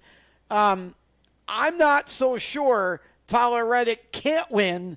I just don't think he will. And with that, we now look at the Final Four and make some predictions. I'm going to start with Cisco this time. Out of the 4, who wins on Saturday and becomes Xfinity Series champion? I don't know if they'll win the race, but will win the championship? Well, that's what I meant. Who becomes the champion? I almost said Cole Custer, but I can't. Christopher Bell. I was this close. Okay. But I can't do it. Christopher Bell wins the championship. I'll go to Randy this time. I'll give you a second. That's all right. All right, Randy, who wins the championship? Christopher Bell. 2 for the Bell. Okay, 2 rings of the Bell. Jacob, you making it 3? The only other driver to ever win the race to win the championship in the elimination playoff era is a Joe Gibbs racing car in Daniel Suarez. So yes, it'll be 2. Christopher Bell wins the race to win the championship. Allie, are you making it 4 bells? No, I am not ringing the bell for Bell. I am going with Daniel Whose bell Hemrick. are you ringing? You're I'm ringing Daniel the bell Hemrick's of Hemrick. Okay, so Daniel Hemrick, according to Allie, wins the championship. I picked Christopher Bell before the season ever got started, so it's hard for me to go away from that. But you're going to, right? No, I can't, but I'm going to tell you what my heart tells me right now. I believe what I see, and now that he's there, I believe Cole Custer is the guy you got to watch, because last year, like I said, he skunked the field. You can say what you want about the track being different.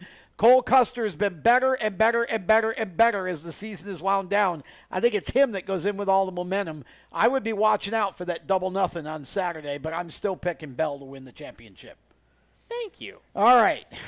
So that leaves us with, I guess we must step aside here because I don't want to make the producer mad. Randy has projectiles. He has a temper. We're going to take a break, and when we come back, we will talk about pass, we will talk about modifieds, and then we will start talking about Cup. Here on the Stock Car Show, presented by HMS Motorsport and My Computer Career. We'll be right back. Parents, your son or daughter has had their license for a while now, but you want to make sure they're prepared for any situation they may face on the road. High school driver's ed doesn't teach them to drive defensively. They need to be prepared for any highway emergency. For less than a month's insurance, and a whole lot less, BSR instructors at Summit Point Motorsports Park in nearby Summit Point, West Virginia, will teach your son or daughter how to respond instantly and positively to unexpected situations on the road. BSR's specialized accident avoidance training teaches swerve to avoid maneuvers at highway speeds, ocular driving, which focuses driving attention on ways to avoid accidents, vehicle dynamics and feedback, skid control and skid recovery, threshold braking on straights and progressive braking on curves, and off-road recovery techniques. This is stuff driver's ed simply doesn't teach. So call BSR today, 304-725-8444. Give your kid the skill set needed to drive safely and responsibly on the highway. That's 304-725-8444. You hear that? That's the sound of America's only sports car. That's right. It's a Corvette. But not just any Corvette. It's your Corvette. It's that who cares if there's traffic part of your day. And this can be you when you come to Cooper Corvettes. With 60 years of Corvettes to choose from, there's always a Corvette in your budget. And they'll service any Corvette you bring in. Cooper Corvettes on Route 1 just north of Quantico and Triangle. Call, click, or visit CooperCorvettes.com. HMS Motorsport is the leader in motorsport safety. HMS serves the majority of Monster Energy NASCAR Cup, Xfinity, Camping World Truck, IndyCar, and IMSA WeatherTech teams, as well as countless SCCA and club-level racers and driving enthusiasts throughout North America. Featuring world-renowned brands like Schuberth helmets, Schroep belts, Adidas suits and shoes, Lifeline fire systems, and even Racecom radio kits, HMS has the right product for your type of racing and your budget. Their representatives are experts on only one thing, making your track driving as safe as possible. With locations in Mooresville, North Carolina, and Danvers, Massachusetts, the HMS staff is always ready to take the time to help you find the right product for your safety needs. Don't settle for second when it comes to motorsport safety. Stop in to HMS Motorsport. Visit them on their website at hmsmotorsport.com or send them a message on Facebook and tell them the folks from PMN Radio sent you. Hi, this is John Ondrasik of Five for Fighting, here for RAD, the entertainment industry's voice for road safety. You know, style is a personal thing, and your lifestyle is your business. But if you take it on the road, it becomes everybody's business. So please, plan ahead, designate before you celebrate. Friends, don't let friends drive drunk. A public service announcement brought to you by RAD, the National Association of Broadcasters, and the Ad Council.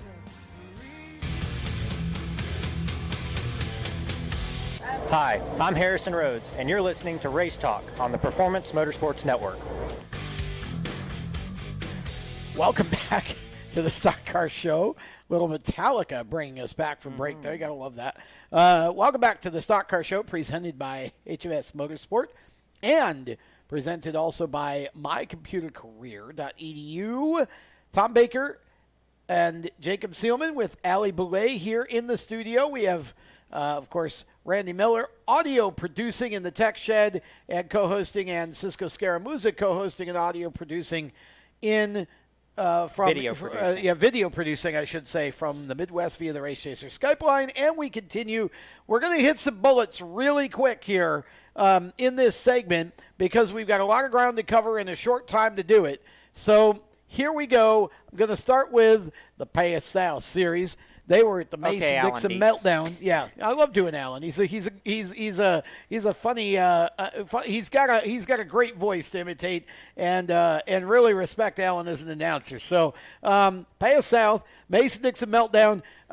Derek Randstrom, actually from the north, came down and won that. Pretty much dominated, Jacob. He really did. And, you know, I met Derek in the spring when he came down for the Easter Bunny 150. And, you know, he said he had some business to settle. Derek has come so close in his career to winning a Pass South race. Saturday was his first Pass South victory. He's, of course, become quite a force in the north when it comes to super late model racing. So that was, you know, really great to see for Derek to finally pick up that victory. He outdueled one of his fellow New Englanders in Derek Griffith. It was the Derek and Derek show at the front of the field on Saturday. Griffith coming up second in the 12 car to win the Pass National Championship for the first time.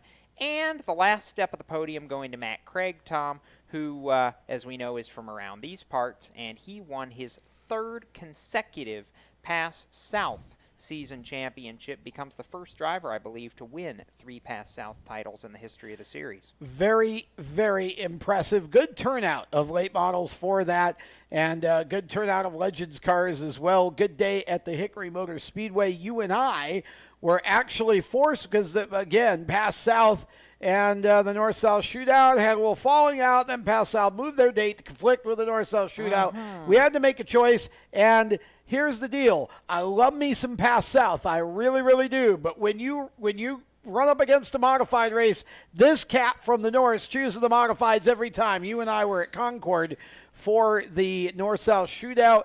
That one, I had no idea we were going to an endurance race. It didn't quite take 6 hours, but boy, it sure felt like it.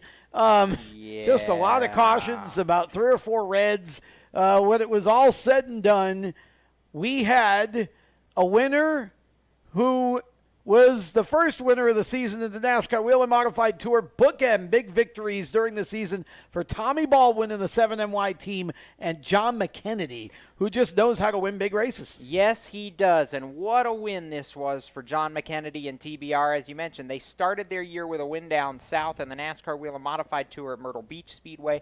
They end the year with a $10,000 victory in the North-South Shootout. 16th annual John Blewett III Memorial North-South Shootout, presented in memory of both Charles Kepley and the late Ted Christopher.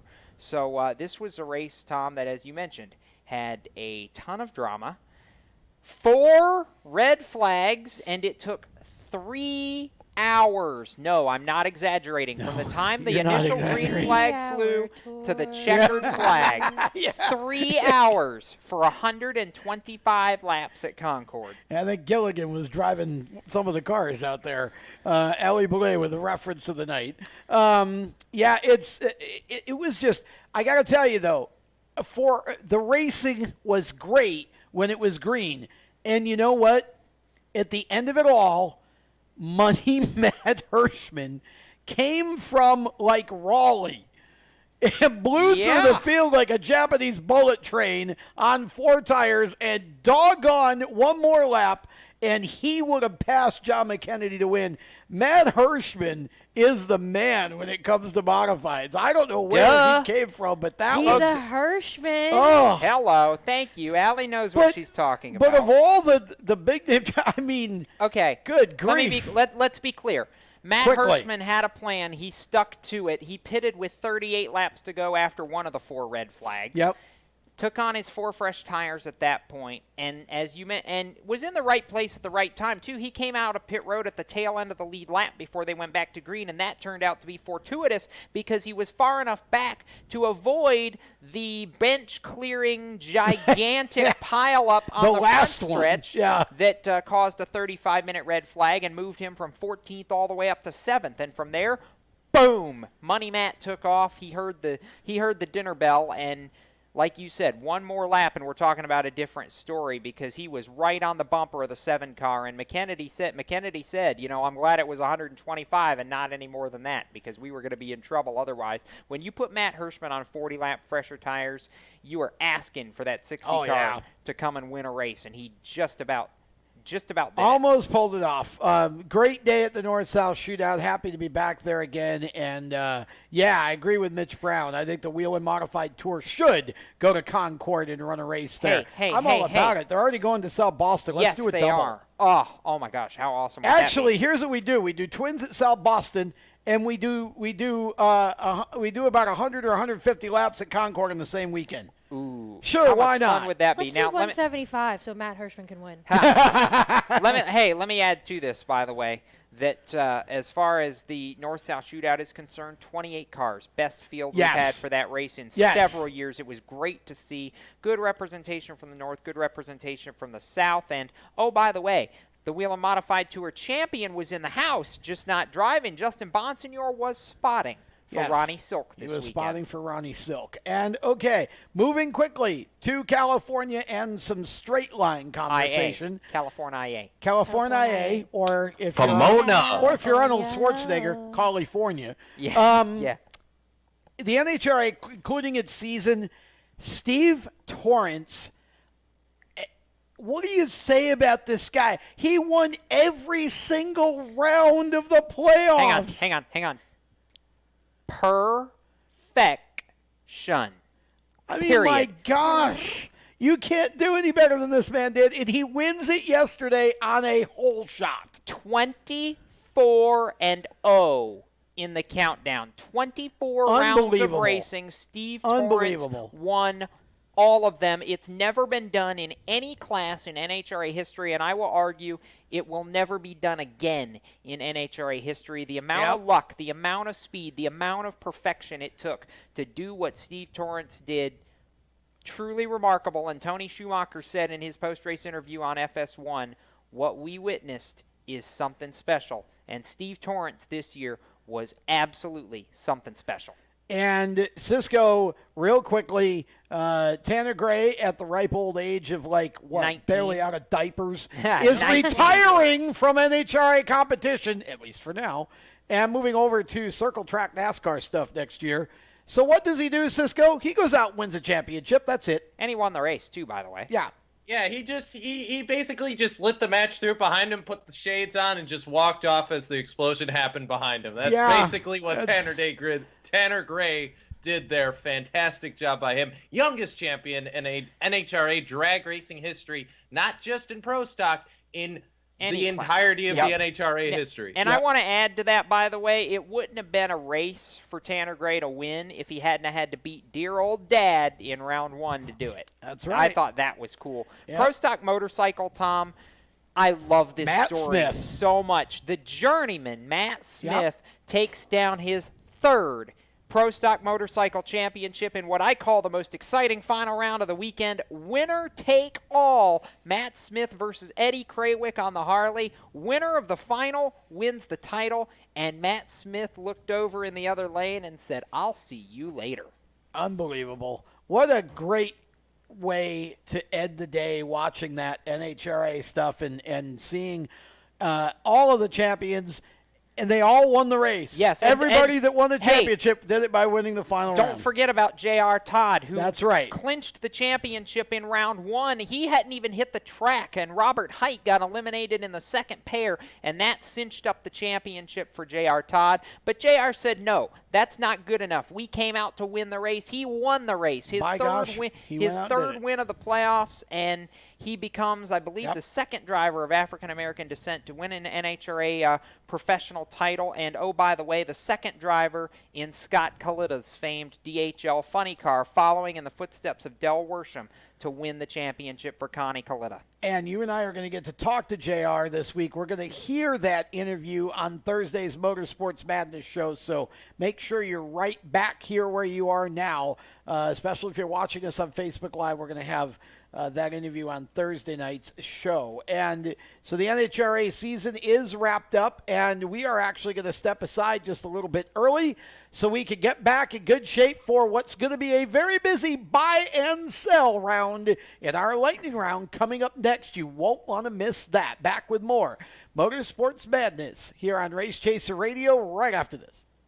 When do you think of a plumber? Like most people, even if it's an emergency, you can be confident about who will arrive to help you. For quality and reliability, count on someone you can trust. Call on the plumbing services of Hague Quality Water of Maryland. Plumbing doesn't have to be an emergency. We handle all kinds of preventative maintenance too. Hague Quality Water of Maryland is family-owned here in Annapolis since 1993. For a refreshing choice, call us at 888-84-WATER or visit us online. Here at Lewis Meineke, we're more than just your average car care center. Hey, it's Dave, your neighbor from Lewis Meineke. Whether you need an oil change, brakes, tires, or anything under the hood, we've got you covered. Take advantage of our free check engine light service as well. Yes, free. And don't forget about our free shuttle service. Never stress, we'll take care of the rest. On with life. Give us a call at Lewis Meineke, 302-827-2054. Is your job sucking the life out of you? Wake up. You can do something else. Information technology. I know what you're thinking, but I'm not a math and science person. No problem and no excuses, because it's not rocket science. It's My Computer Career. Go to mycomputercareer.edu and take the free career evaluation today. You can start your new life as an IT pro in as little as 4 months. mycomputercareer.edu. That's mycomputercareer.edu. Do you love the sound of high-revving motors and the smell of burning rubber? Do you want to get your car sideways right at the ragged edge of control? If you've always wanted to try drifting or learn to improve your drifting skills, Summit Point Motorsports Park, the Mid-Atlantic's premier motorsports facility, has the expert instructors and the specialized track to teach you how to drift and the skills necessary to drift competitively. From skid pad to open sessions, Summit Point Motorsports Park has the safe and open environment that allows drifters of all skill levels new to intermediate to get sideways and smoking. With a focus on safety and the skill set necessary to drift competitively, Summit Point Motorsports Park's Drift Nirvana is just the thing for you. Call for your reservation today, 304-725-8444. Or for more information, go online, summitpoint-raceway.com, or you can email them at office@bsrinc.com. Drift Nirvana, getting you sideways the right way. If you own a gun, you have a full-time responsibility. When you aren't using it, be sure it can't get into the hands of curious children, troubled teenagers, a thief, or anyone else who might misuse it. Your family, friends, and neighbors are all counting on you. Remember, always, lock it up. For more information on firearm storage safety, visit ncpc.org. This message brought to you by the National Crime Prevention Council, the Bureau of Justice Assistance, and the Ad Council. Hi, I'm Matt Tift, and you're listening to Race Talk on the Performance Motorsports Network. Okay, as we do our best imitations of musicians, we are back with the Stock Car Show. If those of you listening to us either on Performance Motorsports Network or Spreaker or one of our podcast platforms, well, you're missing out. When the show's live on Mondays at 7 Eastern, come on over to our Facebook page, Race Chaser Media Facebook page, and watch it live. It's just a whole different presentation here when you can actually look at our mugs on video and watch us goof off. Okay, very quickly, because this is going to be a busy lightning round here. The concept, are you buying or are you selling? Easy as that. Going to go around, pardon me, going to go around the table and try not to choke. And we're going to start with Ross Chastain. Big announcement out of Chip Ganassi Racing, one that I wasn't a bit surprised at. I was waiting for it. This qualifies for me as news that isn't really news because I figured it was coming. It was just a matter of when. Ross Chastain, full season contract to run the DC Solar 42 Chevrolet next year in the Xfinity Series. So little engine that could makes good in this case. I'm going to start with Cisco because I can. Cisco, are you buying or selling that Ross Chastain in 2019 is a championship contender in the Xfinity Series? Oh, yeah, he'll be around. You could betcha. He proved that this year after his battles, obviously, most notably with Kevin Harvick. But, Ross Chastain, dude, you proved you got it. Now time to go out there and go win the darn thing, huh? Well, okay. Allie Boulay. Buying or selling? Buying. I will put 100% stock in Ross Chastain. I've worked with him in the past. I'm pro Ross Chastain. I believe he will actually be in your Final Four next year. Jacob Seelman. I'm taking it one step further than Allie. Not only am I buying him as a championship contender, I am buying Ross Chastain as the 2019 NASCAR Xfinity Series champion right now. Mitch Brown and Steve Ovens in our chat on Facebook Live are both buying. In fact, Steve says, buy. I think that was part of some boy band song at one point. See, Allie knows. Allie, Allie knows all those boy bands, I'm agreeing with Jacob. He said it before I could. I'm calling Ross Chastain's shot. There's your 2019 Xfinity Series champion right there, folks. Ross Chastain in the Chip Ganassi Racing Chevrolet. All right, next, buy or sell John Hunter Nemechek racing at Chip Ganassi Racing in 2019. I know Chip would like to put him in the second car. It's sponsorship dependent. Jacob, does JHN have a ride at CGR in 19? Because of the sponsorship questions, I say it's 50-50 right now. Chip was very clear he wants both of these guys in full season cars for him next year, but as much in this sport does, it all comes down to dollars and cents, and I am praying that the dollars and cents are there for John Hunter Nemechek to run a full season with Chip Ganassi Racing in the Xfinity Series next year. He deserves it. He's proven it. He won at Kansas. And, oh, by the way, even though Tom doesn't care about this part, Shame on you. John Hunter Nemechek has a lot to race for this weekend for Chip Ganassi Racing. On Saturday, the 42 team is a part of the Xfinity Series Owners Championship 4, and the 42 team will be racing for the Owners title. That's notable because it's the first time in, good grief, maybe 7 or 8 years that the Team Penske 22 car is not eligible for the championship coming into the final race, or hasn't already locked it up at that point. The 22 team, 5-time owners title winners in the Xfinity Series, they're out of it this year. Also in the news, Team Penske and Austin Cindric getting together for a full season deal for next year. Cindric in the 22 car. I'm betting it's going to be in the run for the owners championship next year. And the driver's title. And the driver's title. Just saying. Okay. Yeah, anyway, hey, let's let everybody else buy John Hunter. Yeah, hang on now. Mitch Brown in our chat says sell, and Stephen Evans says sell. Cisco Scaramouza, you a buying or a selling a JHN and a Ganassi? If this all worked out, JHN, Josh Berry, and Ty Majeski would have full season rides in Xfinity. None of those three guys have full season rides in Xfinity, and I don't think any of those three guys are going to have full season rides in Xfinity come 2019. Unfortunate, I know, because I'd like to see all three of them in Xfinity, but nope, selling. Hey, John Hunter came the closest this year, and he did actually win a race. So. Yeah, yes. I have a funny feeling. I'm going to disagree with somewhat. I'm selling that JHN will be with Ganassi. Just based on the fact that it's sponsor-driven, but I could buy that perhaps he might end up at GMS because that's what we keep hearing, and I know Chip would like to keep him, but, there's going to come a point where there's going to have to be a decision made because you obviously can't be in both camps.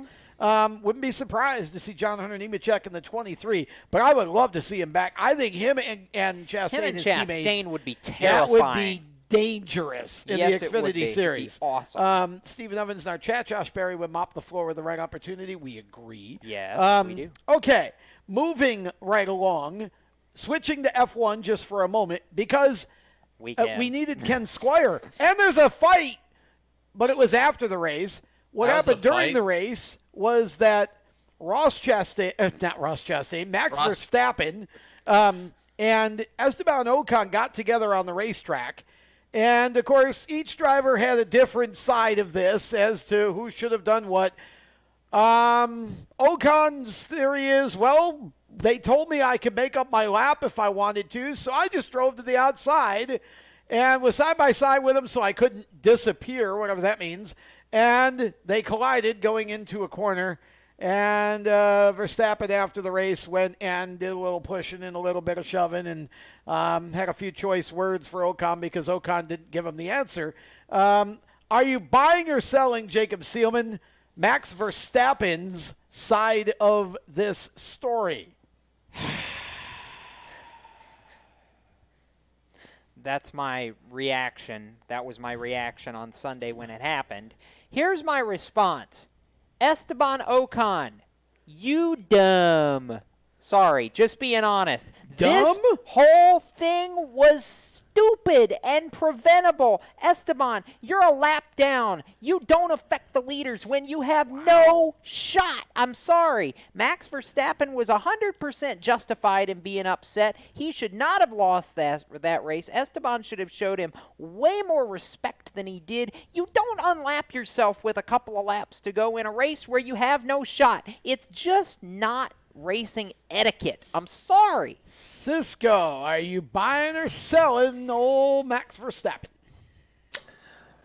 There was a very interesting point brought up in an interview that Kyle Petty had with Tony Stewart a couple weeks ago. Oh boy, can't wait. Tony brought up the point that his biggest problem with a lot of the newer generation of drivers is that they aren't being taught the same racing etiquette that he was when he came into NASCAR in the late 90s, because he mentioned back then there were drivers like Dale Earnhardt, Dale Jarrett, Mark Martin, who were able to teach the new guys coming in, a Jimmy Johnson, a Tony Stewart, even a Jeff Gordon to some extent, how to properly drive on the racetrack. Tony has said one of his biggest problems is the fact that racing etiquette seems to have gone away. This is a perfect example of this, and it's not even in NASCAR. This is something to where Ocon should have given the leaders more room. That's what you do. Jacob is absolutely right. He was in the wrong. Had this been maybe 5-10 years ago, I don't think this would have happened because I think Ocon would have gotten out of the way. This was absolutely Ocon that was his fault. And while Max did get overly emotional, like he tends to do, he's still justified in being angry. I'm sorry. Okay, so I'm going to put my coach's hat on here for a little bit. First of all, Mitch Brown in the chat is saying Esteban Ocon was in the wrong. I'm going to buy Max Verstappen's version of this story because I honestly believe that Esteban Ocon had every right to unlap himself, but you don't have a right to do it in a high-risk situation. There are plenty of spots on that course where he could have picked to make a move without putting either of them in jeopardy. And I think he timed it wrong. I think he picked the wrong part of the course.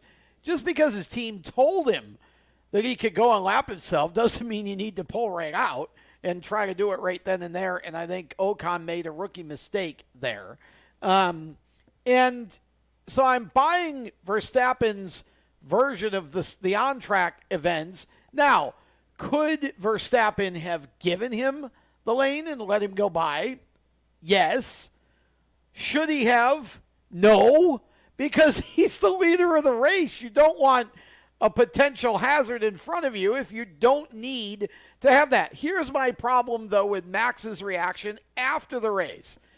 How many times have we seen Max Verstappen make the same kind of a bonehead move that Ocon made on him?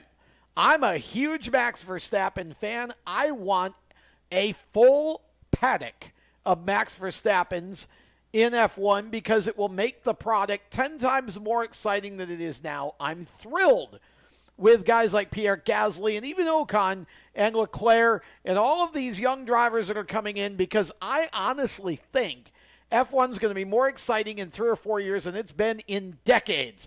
But here's the deal. After the race, what Max did, can't buy that. I'm selling it. You got to be more mature than that. If you're going to go and you're going to make a point to a driver that you think did something wrong, you ain't making your point and you ain't getting your message across by going over and pushing him and shoving him.